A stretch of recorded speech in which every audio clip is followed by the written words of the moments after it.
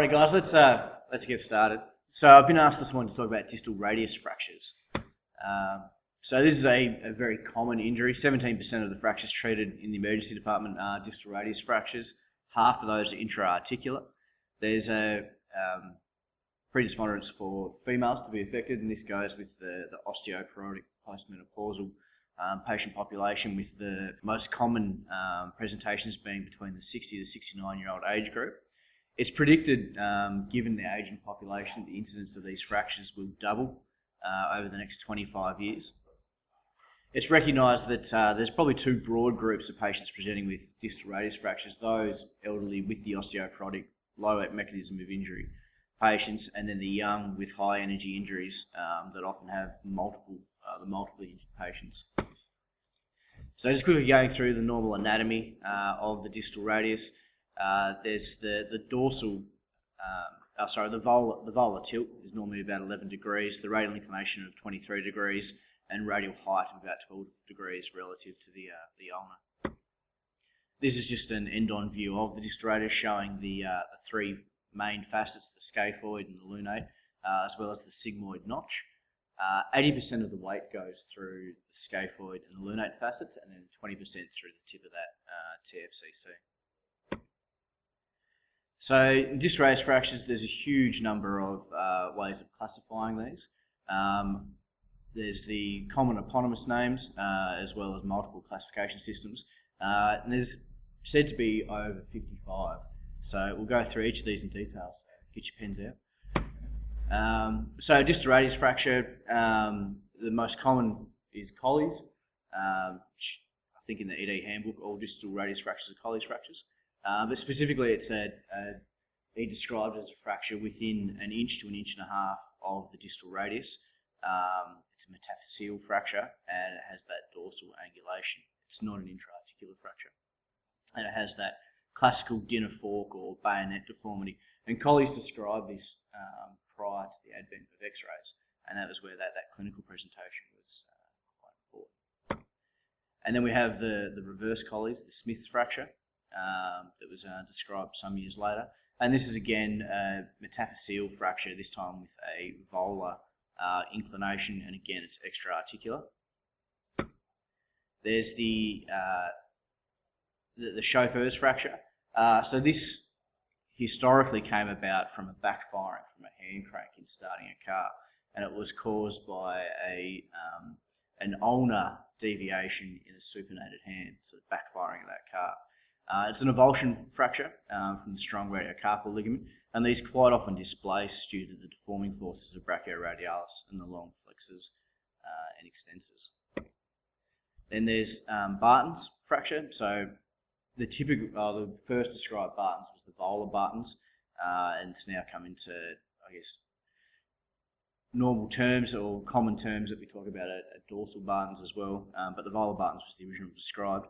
And so this is a shear fracture falling on an outstretched hand with loading on the radial rim, causing that intra-articular fracture. And these are inherently unstable. And then the last is the die punch fracture. So this is the lunate punching into the articular surface and causing that rim radius to become displaced. These are quite often associated with carpal injuries, so these should be looked for. We're going through the more formal and comprehensive classification systems. There's, as always, the JAAO classification, which is based on the JAAO principles. Just broadly divides fractures into those that are extra-articular and the partial or complete intra-articulars, and then goes on to describe the degree of comminution. There's the Fernandez Classification. So this was developed in 1993, and these are based more on the mechanism of injury. He broadly breaks them into 5 types, and based on this, it suggests stability, but also tries to include associated injuries, and is meant to guide decisions of treatment. The Melone Classification is like the JAAOS Classification of proximal humeral fractures. Describes as a 4-part theory of the distal radius, and divides it into the shaft, the styloid, the volar medial, and the dorsal medial columns of the aspects of the articular surface. Then go on to the Frykman Classification. So this again has a range. There's 8 types of fractures in this classification based on which joints are involved, with the styloid fractures involved. And then ultimately there's the Universal Classification, and so this is meant to be more comprehensive and take into account all these other classification systems, and this is meant to give guidance as to the degree of articular involvement, displacement and stability. I think this sort of, just as an aside point, brings into the difficulties in classification systems. Just like most things, if there's more than a few ways to do it, it's probably because none of them are really good. So the ideal classification system should stratify the injury, it should guide treatment, it should predict outcome. And this is obviously very important in research, but also then leads on to evidence-based medicine. In order for a classification system to be widely used and beneficial, it should be simple to use and remember, and it should have good inter-observer reliability and intra-observer reproducibility. Sorry, the wrong word there. So this is a study looking at those 5 main ones that I've just gone through, comparing that inter-observer and intra-observer reliability. And there's actually not a whole lot of evidence for a lot of these classification systems, and even less comparing them. And so I found it hard to find anything of any use. I picked this study because it shows a few things. It's got a nice table showing the poor kappa values, and we talked about that at the last Journal Club on how to interpret those. But you also see the quality of research in this area, that they've got intra-observer and inter-observer back to front, which sort of undermines, I think, anything else that they've tried to show in their study. But these kappa values are, to be fair, similar to others that are published, and essentially it says that they're all unreliable. And again, this is the intra-observer reliability showing that they're not great. So if we talk about treatment now, so the goals of treatment for distal radius fractures is to get an accurate articular reduction, to restore the anatomical relationships of the druge and the carpus, and also to allow early mobilisation. So the common quoted radiographic criteria of acceptable reduction is that the radio ulnar length that less than 5 millimeters of shortening of the radius is unacceptable. Radial inclination can be up to 15 degrees. Should be 15 degrees, sorry. The radial tilt can be accepted between 15 degrees dorsal and 20 degrees volar. That's probably the most contentious in a lot of the literature, and certainly depends on the age of the patient. You're obviously going to accept a lot more in an 80-year-old than you will in a 25-year-old. And that's all about loading of the distal joints. So I said at the start that 80% of the weight goes through the scapholunate facets. With increasing dorsal angulation, this transfers that weight through the TFCC, and it's thought that this ultimately results in degenerative tears in the TFCC. And then articular congruity, again, less than 2 millimeters the radiocarpal joint. This is something that hasn't been studied specifically for radius fractures. This is general principles of articular fractures, and again, just sort of shows the paucity of evidence in this area. So there's a huge range of treatment options, and again, as always, decisions should be based on patient characteristics and fracture characteristics. So as you said, in the patients, you take into account the age, the dominance of their hand, their occupation, their level of demands, as well as their medical comorbidities. And then in fracture characteristics, again, going through the pattern and the quality of the bone, I think is an important one that will come up. Looking at the stability of the fracture, whether it's an open or closed injury, and then management of soft tissues and associated injuries. So this is taken from the JAAOS Guidelines, and so this is a nice little flow chart that I think probably oversimplifies the treatment algorithm, but it's a nice thing to have in the back of your mind. We'll go through it in a bit more detail. So the treatment options, there's a huge range. It can be open, closed. They talk about a limited open reduction. You can range from having plaster immobilisation, all the way through to external fixation, percutaneous wires, or internal fixation. And then again, there's a whole other discussion on the different types of internal fixation. So immobilisation with plaster of Paris. So the indications here are stable fractures, those that are extra-articular and low-demand patients. Again, there's no good evidence showing the recommended follow-up for these patients, and I thought it was interesting that the JAAOS Guidelines that were published in 2010 recommend serial radiographs at 1 week, 2 weeks, and 3 weeks, which I think is probably not what I think anecdotally most centres would do. I think we tend to watch them for 1 to 2 weeks and then see them at the end of their treatment. One of the interesting things to come out of that, or out of the research, is that if it's a trial of conservative management and it fails, that the success of remanipulation is quite low. So you probably should consider them adjuncts, such as using K-wires or going on to an open reduction internal fixation. There's been no proven benefit for above elbow extensions. There was one study published in the Journal of Hand Surgery that looked into this. Obviously, in pediatric fractures, we treat them with above elbows to control pronation, supination. In the adult population, this showed to have no proven benefit.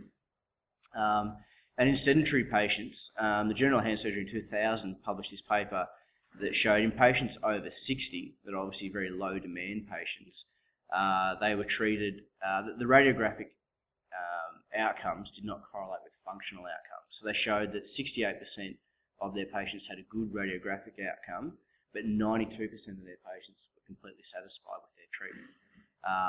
And 88% were able to return to premorbid function, regardless of what the X-ray looked like.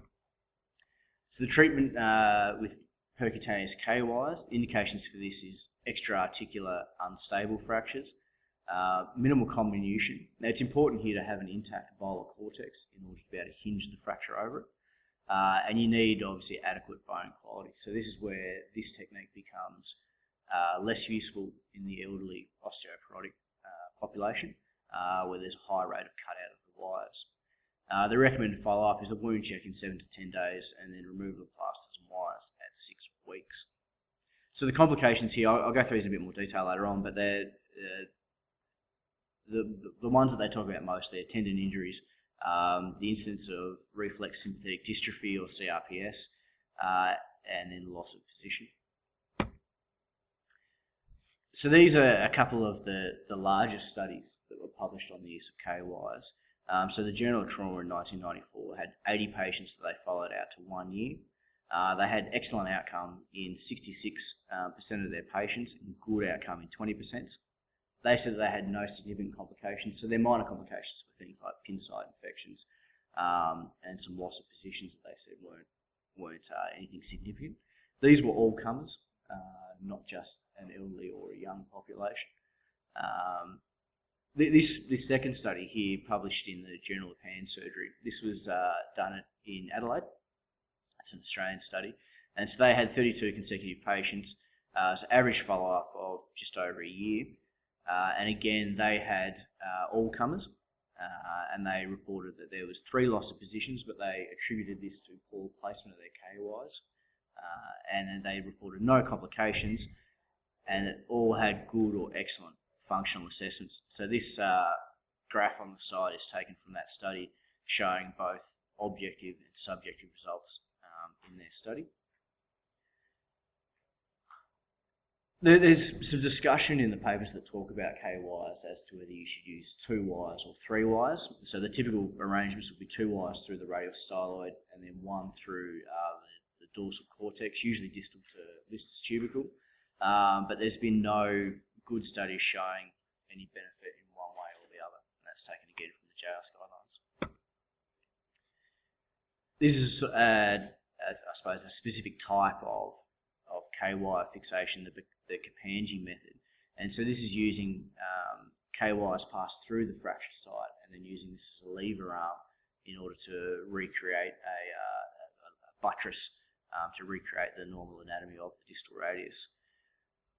This was published, I think, in the 90s originally. This was one of the larger case series that I found on it, where they had published from a group in Singapore, that they had 186 fractures and 177 patients. They followed them for 2.5 years, and they had good results. Radiological Union, they had 123 fractures were united at 2 months, and this then continued to improve.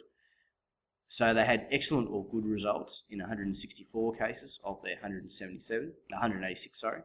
The functional results were excellent or good in 163 cases, and they had relatively minor or relatively few complications. The 2 cases of RSD and 2 cases of rupture of EPL.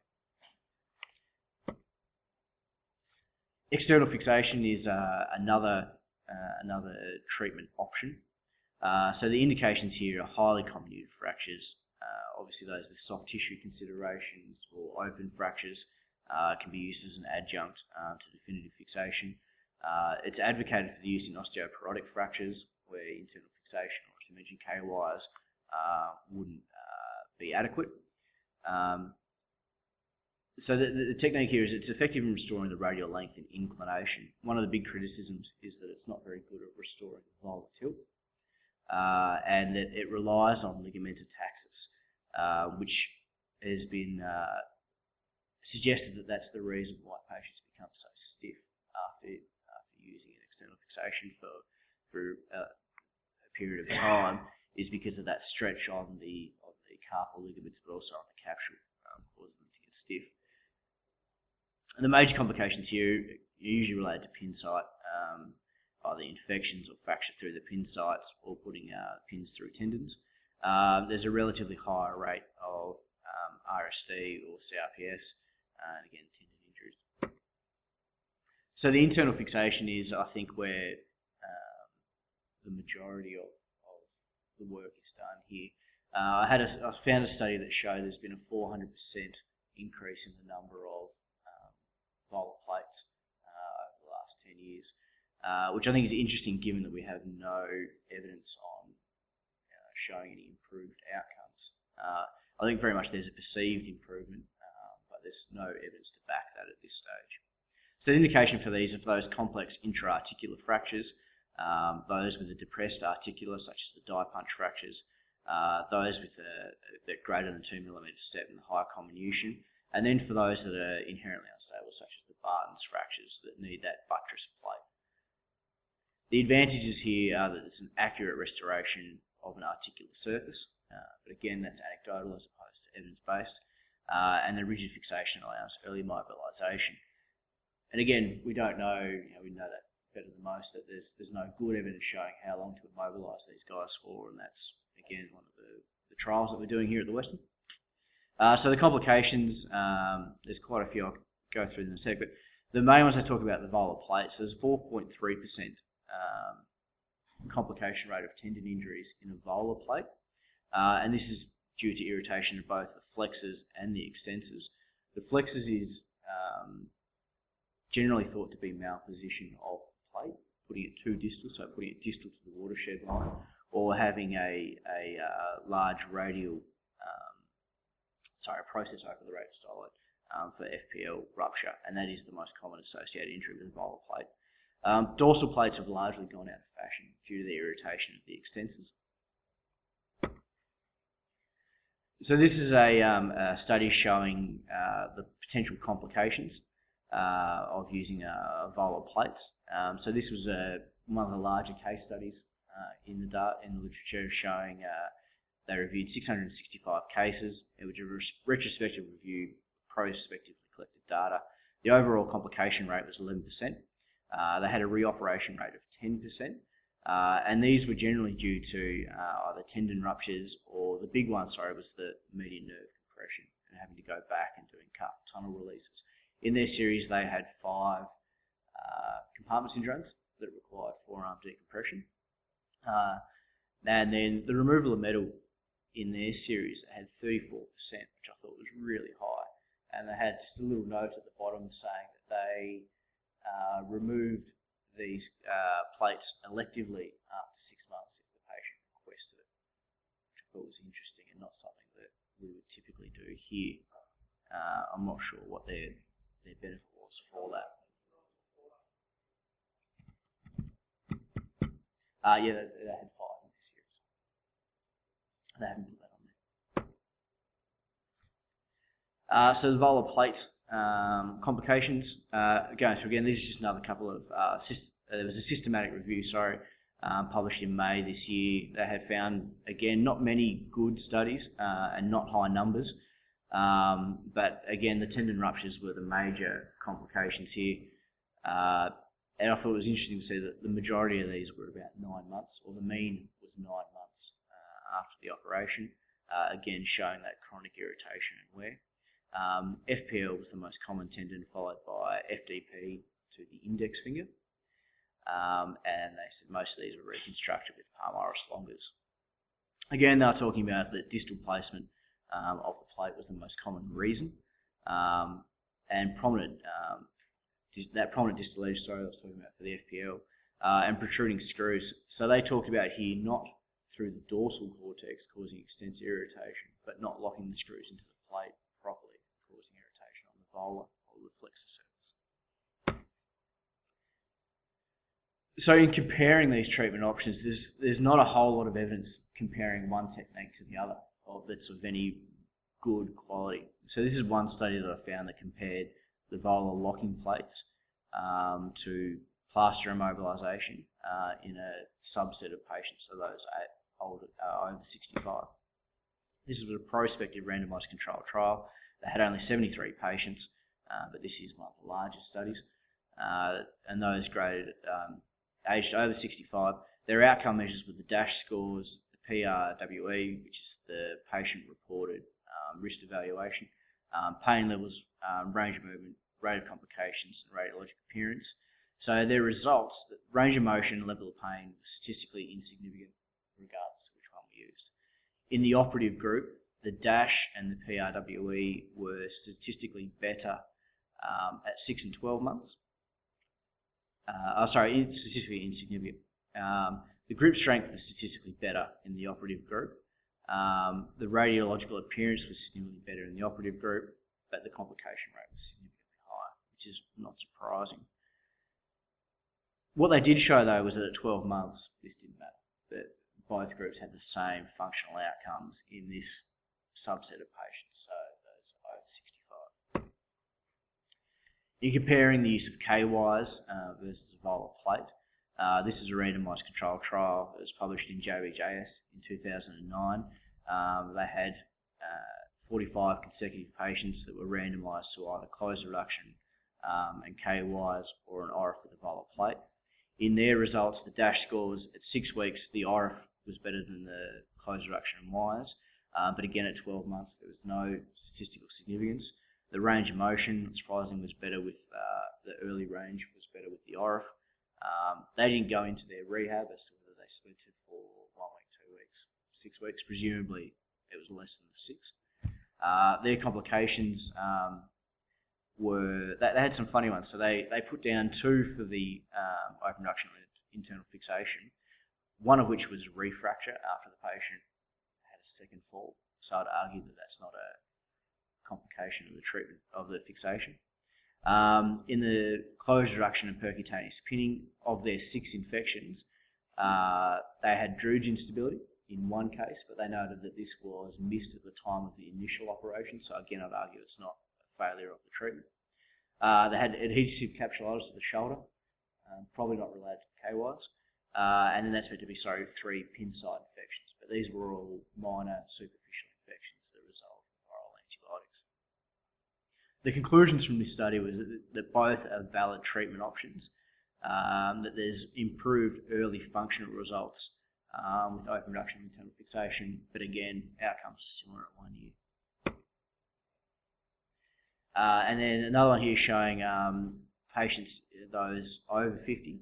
This is a prospective randomised controlled trial. They had 103 patients, that should be over 50, sorry, that were closed fractures, they were both intra or extra-articular fractures. They had a volar plate in half, K-wires in the other half. On the outcomes, the post-op volar tilt was surprisingly better with their K-wires, which I think is probably not in keeping with most of the other studies. They had a significantly higher loss of reduction with the wires, but they didn't comment on whether this was clinically significant. And at 26 weeks, they had a functionally better result with the plate. So their conclusions from this study was that they had improved function with internal fixation. And so just very quickly to talk about reflex sympathetic dystrophy in CRPS. It's a known complication of distal radius fractures. So this is probably the two landmark studies for this. You'll note both are by Zollinger. It's the same guy but a different group. So his landmark study from the Lancet in 1999, they had a double-blind, randomised placebo-controlled trial where they showed a decreased incidence of RSD in those treated with 500 milligrams of vitamin C for 50 days. And there were multiple studies that came out of that were then spurred on by this over the next few years. So he followed this up in 2007 by doing a dose response trial, and they compared again. They had a larger cohort this time, 416 patients with 427 fractures. It was multi-centered. They had placebo, 200 milligrams, 500 milligrams, or 1.5 grams of vitamin C, and from this they found that the best dose response result came from those treated with 500 milligrams, and so they recommended 500 milligrams for 50 days. So in going through a lot of literature here, I struggled to find any good recommendations or any real evidence-based recommendations for treating these patients. These are the JAAOS guidelines that were published in 2010, and they're a frustrating read in that most of them say we cannot either advocate or advocate for the use or not using a particular method. So these were some of the more, I guess, interesting recommendations that came from those guidelines. And there's no evidence-based conclusion for the optimal treatment of distal radius fractures. The available evidence does not demonstrate any difference between casting and surgical fixation for those over 55, and I wonder whether that's truly a lack of benefit or just a lack of data. And they've recommended